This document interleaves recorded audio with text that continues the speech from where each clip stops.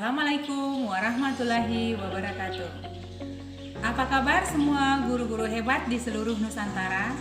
Perkenalkan, saya Rosnia Anirman, calon guru penggerak angkatan 4 dari SMA Negeri 3 Bombana, Provinsi Sulawesi Tenggara.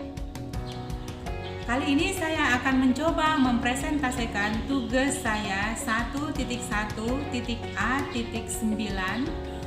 tentang koneksi antara materi, kesimpulan, dan refleksi pemikiran Ki Hajar Dewantara. Bagaimana perasaan teman-teman semua setelah mengikuti kegiatan elaborasi bersama fasilitator kita, yaitu Bapak Sunarto? Saya percaya yang pastinya kita semua menginginkan perubahan, pergerakan untuk maju dalam dunia pendidikan. Baiklah, kali ini saya akan merefleksikan dan menyimpulkan pemahaman saya terkait pemikiran Ki Hajar Dewantara tentang pendidikan dan pengajaran. Pertanyaan yang pertama, apa yang saya percaya tentang murid dan pembelajaran di kelas sebelum saya mempelajari modul 1.1? Yang pertama, murid saya harus menguasai semua materi yang saya ajarkan.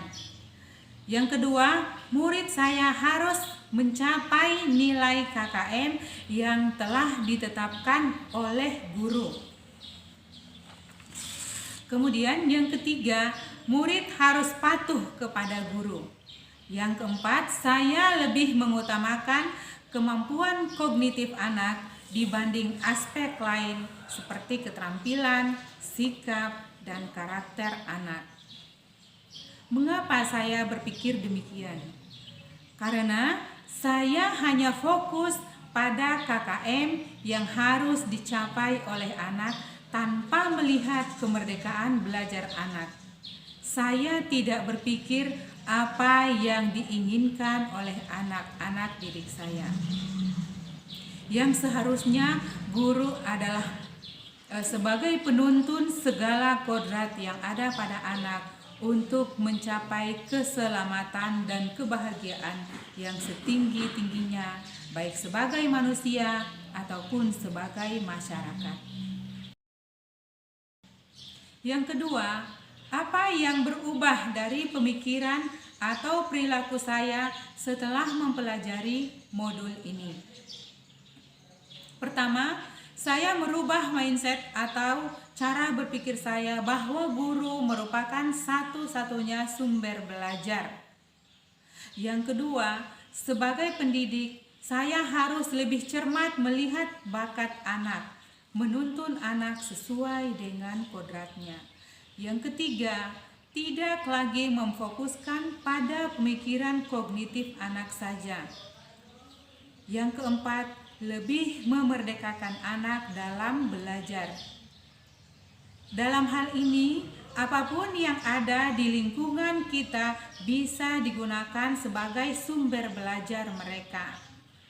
Dan sebagai pendidik, seharusnya lebih cermat melihat bakat anak.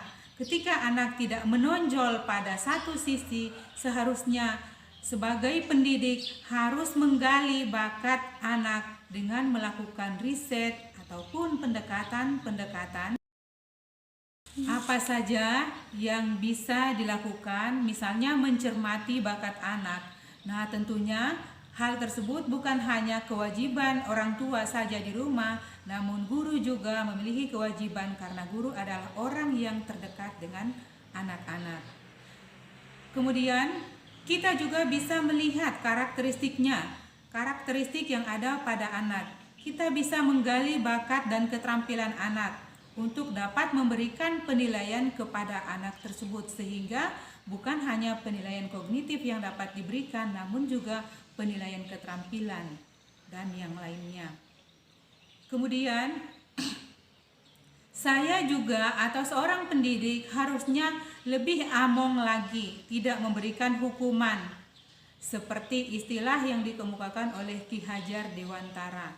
Karena ketika kita memberikan hukuman kepada anak, maka kita telah merampas kemerdekaan anak dalam belajar. Yang ketiga, apa yang bisa segera saya terapkan lebih baik lagi agar mencerminkan pendidikan atau pemikiran Ki Hajar Dewantara? Pertama, saya membuat kesepakatan kelas bersama murid sebagai salah satu wujud merdeka belajar.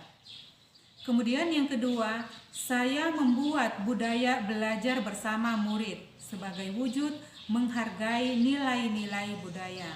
Kemudian yang ketiga, sebagai pendidik saya harus lebih among lagi dalam menuntun segala kodrat yang ada pada anak. Yang keempat, mengintegrasikan permainan dalam pembelajaran.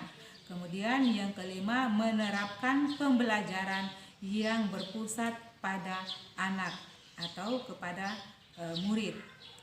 Dalam hal ini, ketika membuat tata tertib di kelas yang kita sepakati bersama, kemudian menempelnya di dalam kelas dan untuk dipatuhi bersama anak-anak sehingga anak-anak menjadi tahu tanggung jawabnya dan anak dapat dituntun untuk berkomitmen dengan apa yang telah mereka buat sendiri.